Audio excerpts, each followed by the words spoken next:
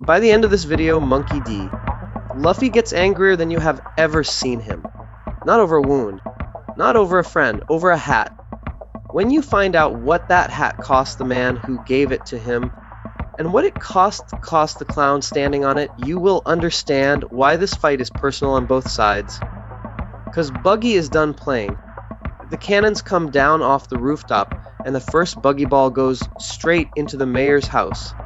The house where a certain green-haired swordsman was taking a nap. One shot and 40 years of a man's life becomes a debris field. And then the rubble moves. Zoro stands up out of a destroyed building, dusts himself off, and complains that people keep interrupting his sleep. He has a stab wound in his side and a house on his shoulders, and his biggest emotion is mild annoyance. This man's health bar runs on spite. But watch the old mayor instead, stares at the wreckage of his own home, and something in him snaps. Years of building this town from nothing. The pet shop, the streets, his house.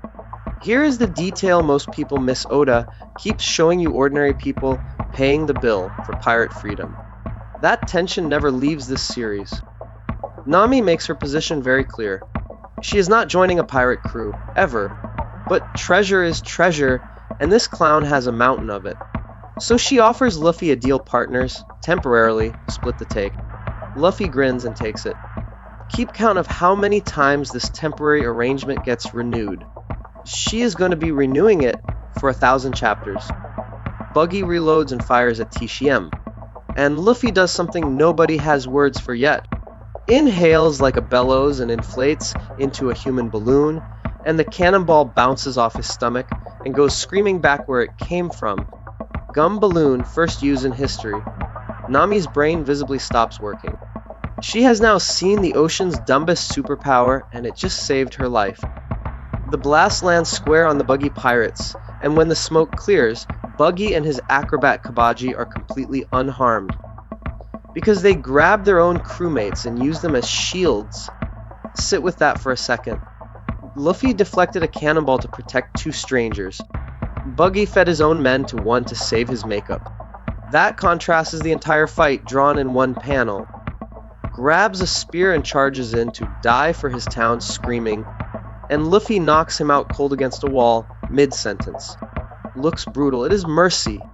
Old man kept his honor and lost consciousness instead of his life. Luffy's kindness rarely looks polite, and this is the first time the series says it out loud. Then Luffy turns to the most nose-sensitive man on the four seas, points straight at his face, and yells HUI Biggie Nos. Entire pirate crew goes white. Nami starts planning her own funeral. There is Fearless, there is Stupid, and there is Luffy, who lives at the exact point where they overlap. Buggy's response is a knife throw with murder behind it, and a scream about flashy deaths. Clown act is over. Under the paint, this man has the shortest fuse on the East Blue, and everything about tonight has been stepping on it. Enter the first mate. Kabaji the acrobat comes in on a unicycle with a sword drawn, gliding across the rubble like a circus act with a body count. Not laugh at the unicycle. This crew, the silly ones, are the dangerous ones. Steel rings against steel. Zoro, stab wound and all, catches the blade and gives Kabaji one sentence. If it is a sword fight, your opponent is me, wounded, exhausted, half dead, and he still calls dibs on the swordsman. Pride is Zoro's whole operating system. Kabaji fights like a carnival. Fire breathing to blind. Spinning tops as distractions. Every trick aimed not at winning a duel, but at ending one dirty. And every trick makes Zoro's expression a little more disgusted. Then Kabaji goes for the real cheat. A kick driven directly into the stab when Buggy's hand gave Zoro back at the big top. Zoro folds. Crowd of pirates howls. Fighting a wounded man by aiming at the wound, that is the Buggy crew's idea of strategy. What Zoro does next made him a legend in 9 chapters flat. Puts his own blade against his wounded side and he opens the wound himself. On purpose. His logic, if you are going to target my injury, I will make it so big that beating you means nothing, you UID shoo it. That is not toughness. That is a swordsman telling the whole world what his pride costs. Kabaji charges one last time, and Zoro puts him down with a single clean stroke mid-ride, No tricks, no fire. Swordsman one cut. He wins the duel bleeding from a wound he doubled against an opponent who cheated the entire fight. And then Roronoa Zoro, having settled the matter, lies down in the middle of the battlefield and goes to sleep. Actual sleep. Wake me up if something important happens, he says, next to an active pirate fight. I need you to understand that this is the crew's responsible one, which leaves the captains. Luffy versus Buggy, rubber versus blades, and the chop chop fruit makes it a nightmare matchup, hands that detach and fly, a body that separates around every punch. Cannot cut rubber, and you cannot punch a man who comes apart. Stalemate until Buggy finds a better target. A dagger through the straw hat, pinned to the dirt like an insect. And the temperature of the entire episode changes. Luffy stops dodging, stops grinning, stops being a rubber cartoon, and screams that the hat is his treasure. There it is again, that word. The dog guarded a shop. The mayor guarded a town. Luffy guards a hat. And Buggy looks at that hat, really looks at it, and sneers a name we have not heard since the first chapter. Shanks. Because Buggy has seen this exact hat before, on the head of the man he hates most in the world. And to explain why, Oda takes us back in time.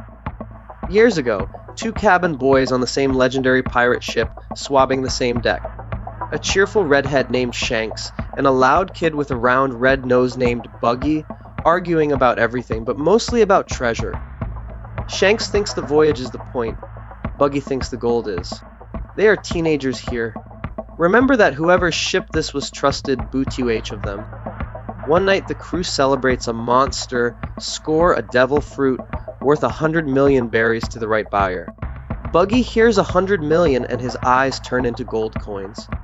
So he pulls the oldest scam in the book. He swaps the real fruit for a fake, plans to sell the real one, and hides it in his mouth when the crew comes looking. And then Shanks pops up behind him to say hi. Buggy swallows 100 million berries whole, the single most expensive hiccup in pirate history. He dives for the sea to search for his dropped treasure map and learns rule one of devil fruits the hard way the sea rejects you. Forever. He sinks like a cursed anchor, and Shanks has to fish him out. So do the math on Buggy's whole life. He cannot swim as a pirate because of his own scam going wrong. The fruit he swallowed is why he can be sliced into confetti and reassemble. Every time he tells the story, it is somehow Shanks' fault. That is the anatomy of a grudge your own greed, filed under someone else's name for 20 years. Back in the present, while the captains monologue, look behind them. Anami is quietly dragging a sack the size of a rowboat out of Buggy's treasure room. The fight was the distraction. The heist was always the plan. She told you she was a thief who steals from pirates, and she is the only person tonight doing her job flawlessly. Buggy catches the glint of his own gold and loses his mind. Detached hands with daggers go flying at Nami, and suddenly the con artist is one bad step from being the first casualty of the night. She is fast. Floating knives are faster. Except a thief thinks with her hands. Nami snatches Buggy's drifting body parts out of the air and ties them up with rope. Suddenly the great Chop Chop pirate can summon nothing but his head, his hands, and his feet. She did not outfight him. Shirapukaded him. It is the funniest and smartest move of the whole arc. What is left of Buggy, a furious little bundle of head and hands, gets Luffy's brand new finisher. Gumbazio, palm fired like a cannon, and the terror of Orange Town exits the story as a dot in the morning sky. First the balloon. Now this Oda used one fight to install two signature moves that the series will run for decades. And then the town comes home. The villagers find their streets flattened, their mayor unconscious in the road, and three strangers standing in the middle of it all. They come to the only available conclusion, and they come with sticks. Luffy could explain. He runs instead, laughing, because explaining would mean telling them their mayor charged a pirate army alone. Protecting the old man's dignity matters more than their own reputation. The mob chases the crew to the edge of town, and then stops. Because standing across the road, tiny and absolutely immovable, is Chow Chow.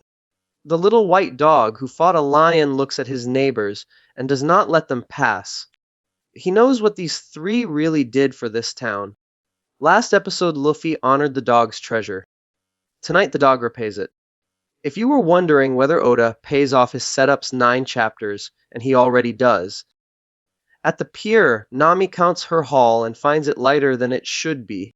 Left one bag behind.